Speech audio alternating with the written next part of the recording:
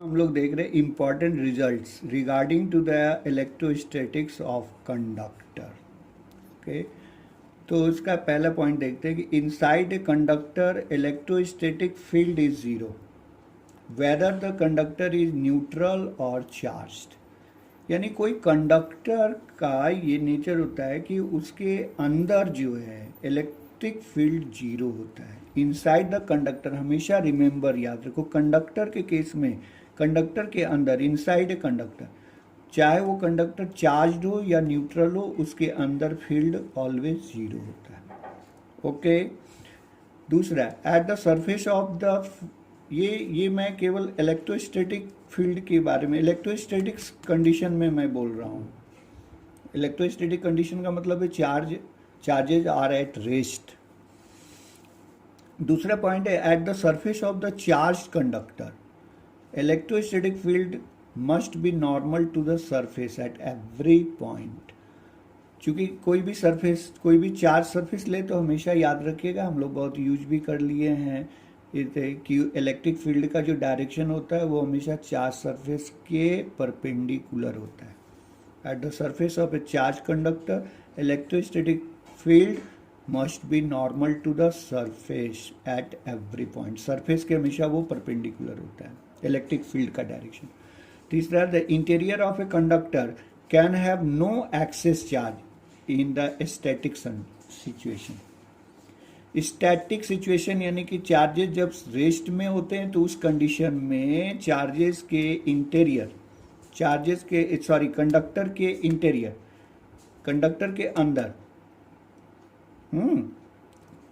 Can have no excess charge, यानी कि conductor के अंदर एक्सेस चार्ज कभी भी नहीं हो सकता। स्टैटिक सिचुएशन में कंडक्टर, जैसे ये कोई कंडक्टर है जिसके अंदर कोई एक्सेस चार्ज नहीं हो सकता। The interior of a conductor can have no excess charge in the static situation.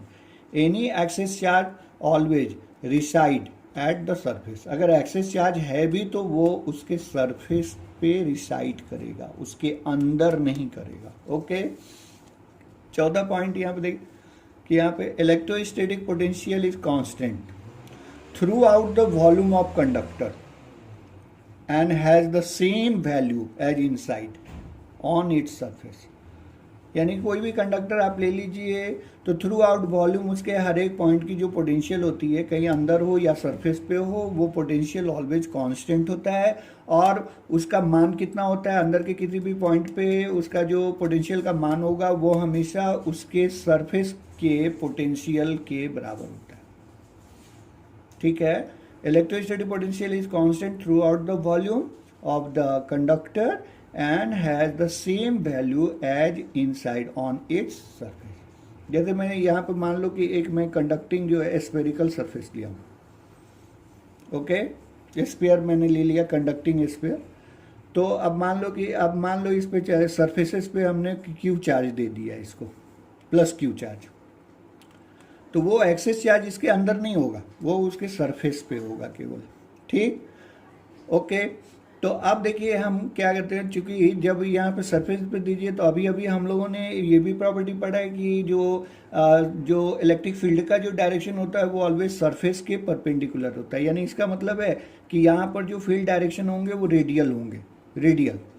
तो रेडियल फील्ड डायरेक्शन होने की वजह से, चूंकि रेडियल फील्ड डायरेक्शन तो आइसोलेटेड पॉइंट चार्ज का भी होता है, तो यानी इसका मतलब है कि ये सारे के सारे जो चार्जेज इसके सरफेस पे हैं वो सबको हम यहाँ मान सकते हैं कि सेंटर पे वो हमारा सिचुएटेड है। क्योंकि अगर ये चार्जेस को अगर आप यहाँ पे कल्पना कर लीजिए कि अगर यहाँ पर पॉइंट लाइक चार्ज के रूप में अगर यहाँ सिचुएटेड है तो भी फील्ड का डायरेक्शन तो इसी तरह रेडियल ही होगा ना, तो इसलिए हम यहाँ कंसीडर कर लेते हैं। क्योंकि field is a, since field is radial so the whole charge on the surface can be considered as situated at centre as point charge. Okay, तो अगर ये क्यू चार्ज को मैं यहाँ पे मान लूँ तो इसके सरफेस के किसी पॉइंट पे उसका पोटेंशियल कितना होगा, then potential at any point on the surface, तो V equal to 1/4πε0 Q by R। अब चूंकि हम लोग को ये भी मालूम है कि ये रिलेशन ऑलरेडी इसके पहले वाले वीडियो में हमने ड्राइव करके दिखाया था, E equal to minus dV by dr होता है। Negative gradient of potential is called electric field is equal to electric field E equal to minus D V by D R. तो अब यहाँ देखो E का मान क्या है, सरफेस के अंदर फील्ड के sorry since field inside the conductor is zero, so the E equal to zero. ये अगर कोई स्पेरिकल सेल होगा तो भी तो उसके अंदर में फील्ड क्या है, जीरो, तो minus D V D R equal to zero. Okay, तो ये बात हम लोग कैलकुलस में जानते हैं ना, कैलकुलस में कि किसी भी अगर क्वांटिटी का अगर डिफरेंशियल जो है अगर जीरो अगर होता है तो वो क्वांटिटी कांस्टेंट होता है, क्योंकि कांस्टेंट का ही डिफरेंशियल जीरो होता है। तो चूंकि यहाँ पर D V by D R equal to zero आ रहा है, इसका मतलब ये क्वांटिटी भी जो है वो निश्चित रूप से कांस्टेंट होगा, क्योंकि कांस्टेंट का ही डिफरेंशियल जीरो होता है।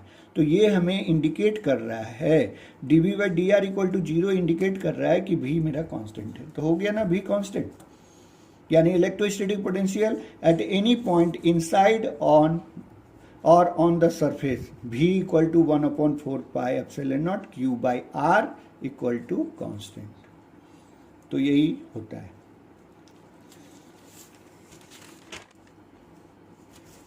ये फिफ्थ पॉइंट जो है यहाँ पर वो electric field at the surface of a charge conductor.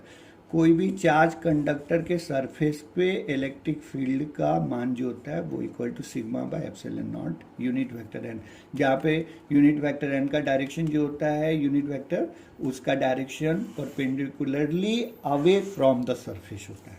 जैसे यहाँ पे देखिए ये चार्ज कंडक्टर है, अब यहाँ पे अगर मैं सरफेस के किसी पॉइंट पे अगर इलेक्ट्रिक फील्ड का मान निकालना चाहूँगा तो उसका मान हमारा जो होगा सिग्मा अपॉन एप्सिलॉन नॉट, और डायरेक्शन उसका रेडियली आउटवर्ड होगा, यानी परपेंडिकुलर उस सरफेस के परपेंडिकुलरली अवे होगा। ओके, और यहाँ पर जो है अब देखते हैं इलेक्ट्रोस्टैटिक शील्डिंग क्या है। तो क्या होता है ये, the phenomena of making a region free from any electric field is called electrostatic shielding, यानी किसी रीजन को इलेक्ट्रिक फील्ड से फ्री बनाने का फेनोमेना को हम लोग इलेक्ट्रोस्टैटिक शील्डिंग कहते हैं। देखिए ये जरा इसको समझते हैं, हम कहते हैं ये मान लीजिए कोई एक्सटर्नल इलेक्ट्रिक फील्ड है, इलेक्ट्रिक फील्ड लाइन से हम रिप्रेजेंट कर रहे हैं, यहाँ पे एक्सटर्नल इलेक्ट्रिक फील्ड एग्जिस्ट कर रहा है। ओके, और ये मेरा एक बॉक्स है मेड ऑफ कंडक्टिंग मटेरियल, ये कंडक्टिंग मटेरियल से बना हुआ बॉक्स है। अब मैं क्या करता हूँ कि इस बॉक्स को इस फील्ड रीजन में हम रख दे रहे हैं, इस जो फील्ड एक्सटर्नल फील्ड था इस फील्ड रीजन में हम इस कंडक्टिंग बॉक्स को हम लोग रख दे रहे हैं। तो क्या होगा, due to the electrostatic induction के वजह से क्या होगा, चूंकि ये फील्ड का डायरेक्शन किधर है, इधर, तो यानी ये माना जा सकता है कि पॉजिटिव चार्ज यहाँ पर होगा, पॉजिटिव चार्ज से नेगेटिव चार्ज की ओर इलेक्ट्रिक फील्ड का डायरेक्शन होता है, माने नेगेटिव चार्ज बोलते हैं। तो चूंकि पॉजिटिव चार्ज से वो इलेक्ट्रिक फील्ड का डायरेक्शन जो होता है वो पॉजिटिव चार्ज से एक तरह से इमिनेट करता है, तो यानी फील्ड का डायरेक्शन इधर होने का मतलब हम माना जा सकता है कि ये पोर्शन हमारा पॉजिटिव चार्ज है। तो पॉजिटिव चार्ज है तो ड्यू टू इंडक्शन के वजह से क्या होगा, इलेक्ट्रोस्टैटिक इंडक्शन के वजह से यहाँ पे नेगेटिव चार्जेज इंड्यूस हो जाएंगे। क्योंकि जानते हो कि कंडक्टिंग जो मटेरियल्स होते हैं उसमें लगभग 1 सेंटीमीटर क्यूब में लगभग 10⁻22 इलेक्ट्रॉन्स वगैरह होते हैं।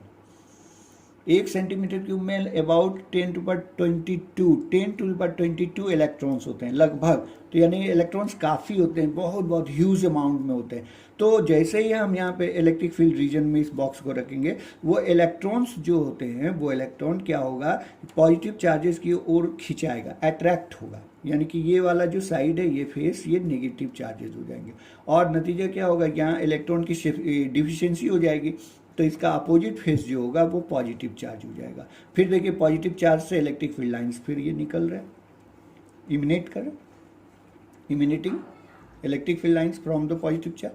और ये चार्जेस का डिपोजिशन जो है ये तब तक होता रहेगा जब तक कि देखिए शुरू में जैसे जैसे चार्जेस यहाँ पर डिपोजिट होंगे, इलेक्ट्रॉन्स जब यहाँ पे आएंगे इधर से खिंचा करके, इधर से अट्रैक्ट होकर के जब यहाँ आएंगे तो ये पॉजिटिव चार्ज हो जाएगा इधर फेस, तो अंदर एक इंटरनल इलेक्ट्रिक फील्ड सेटअप हो जाएगा, इधर पॉजिटिव चार्ज से नेगेटिव चार्ज की ओर इधर इस डायरेक्शन में एक इंटरनल इलेक्ट्रिक फील्ड सेटअप हो जाएंगे।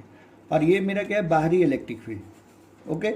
अगर बाहरी इलेक्ट्रिक फील्ड मेरा जो है ज़्यादा है अंदर वाले फील्ड से, तो इलेक्ट्रॉन कंटिन्यूसली जो है मूव करता रहेगा towards this side, and more electron gets deposited on this face. As more and more electron gets deposited, and then as a result this side becomes more and more positive. So therefore the electric field strength, internal electric field strength, या जिसको मैं कह सकता हूँ induced electric field will increase. Okay, ये जो यहाँ पे पॉजिटिव चार्ज और बढ़ता जाएगा, नेगेटिव चार्ज यहाँ बढ़ता जाएगा, तो ये इंटरनल जो यहाँ पर जो इंड्यूस इलेक्ट्रिक फील्ड का जो स्ट्रेंथ है, इसका जो मान है वैल्यू, वो भी बढ़ता जाएगा. A situation is reached when this internal electric field यानी induced electric field becomes equal to external field. यानी कि वो जो इलेक्ट्रॉन का मूवमेंट तब तक होता रहेगा इस साइड में, तब तक जब तक कि until the induce electric field becomes equal to the external field. अब जैसे ये दोनों फील्ड आपस में इक्वल हो जाएंगे, नेट फील्ड यहाँ पर क्या हो जाएगा, जीरो. यानी this region become free from any electric field. ये एक्सटर्नल फील्ड का डायरेक्शन है, ये internal field induce electric field का डायरेक्शन है. ये धीरे धीरे इंक्रीज करता जाएगा कंडक्टिंग केस में, क्योंकि यहाँ इलेक्ट्रॉन की कमी नहीं है, बहुत है, काफ़ी मात्रा में. तो इलेक्ट्रॉन धीरे धीरे यहाँ पर जमा होता जाएगा और इंटरनल इलेक्ट्रिक फील्ड का स्ट्रेंथ बढ़ता जाएगा. बढ़ते बढ़ते एक समय ऐसा आएगा जबकि ये इसके बराबर हो जाएंगे, और हो करके ये रीजन जो है क्या होगा, नेट इलेक्ट्रिक फील्ड जीरो का मतलब ये फील्ड जो है, ये रीजन जो है इलेक्ट्रिक फील्ड से फ्री हो जाएगा. तो इस तरह से ये जो है, तो इस तरह से ये रीजन जो रीजन जो हमारा इलेक्ट्रिक फील्ड से फ्री हो गया, तो इस फेनोमेना को ही हम लोग जो है इलेक्ट्रोस्टैटिक शील्डिंग कहते हैं. ओके. और इसके एप्लीकेशन क्या है, इस तरह के केसेस में अगर किसी कंडक्टर के अंदर कोई कैविटी वगैरह है तो उसमें भी हमारा इलेक्ट्रिक फील्ड जीरो होगा, क्योंकि वो तो सिंपल सी बात है कि कंडक्टर के अंदर ही फील्ड जीरो होता है. तो इसके अंदर कोई कैविटी वगैरह है तो वहाँ भी जीरो होगा. एप्लीकेशन क्या है, देखे होंगे in lightning thunder storm, it is safe to sit inside the car rather than near a tree or in open ground. Lightning thunder storm वगैरह जब होता है, बिजली जब कड़कती रहती है, तो उस दौरान में जो है ना, हम लोग कार में बैठना मेरे लिए बेहतर होगा, ज़्यादा सेफ होगा. हाँ, बनस्पत इसके कि हम लोग कोई ओपन ग्राउंड में हो या ट्री वगैरह के पास हो तो वो ज़्यादा डेंजरस होता है, और कार में ज़्यादा सेफ रहता है. तो वो क्यों होता है, क्योंकि जैसे ही कार वगैरह में अंदर में मैं सीट करूँगा, बैठूंगा, तो उस समय जो वो कार जो है, क्योंकि मेटेलिक बॉडी का बना होता है, तो metallic body of the car act as a electrostatic shielding from lightning. वो एक केज की तरह काम करेगा, इस तरह से बॉक्स की तरह काम करेगा. और लाइटनिंग के दौरान जो चार्जेस पास होंगे टुवर्ड द अर्थ, हाँ, तो वो चार्ज जो है वो इससे होकर के, इसके अंदर से होकर के नहीं पास करेगा, क्योंकि अंदर तो इलेक्ट्रिक फील्ड क्या है हमारा, जीरो. तो ये सेफ है इसके अंदर, यानी कार के अंदर बैठना सेफ होता है. ओके. फिर अगर दूसरा एप्लीकेशन में इस तरह कर सकते हो कि electrostatic shielding effect can be made use of in protecting the sensitive instruments from outside electrical influence. बहुत सारे ऐसे भी इंस्ट्रूमेंट होते हैं जिस पर कि इलेक्ट्रिकल इफेक्ट पड़ता है, उसका बाहरी इलेक्ट्रिक फील्ड का इफेक्ट पड़ता है.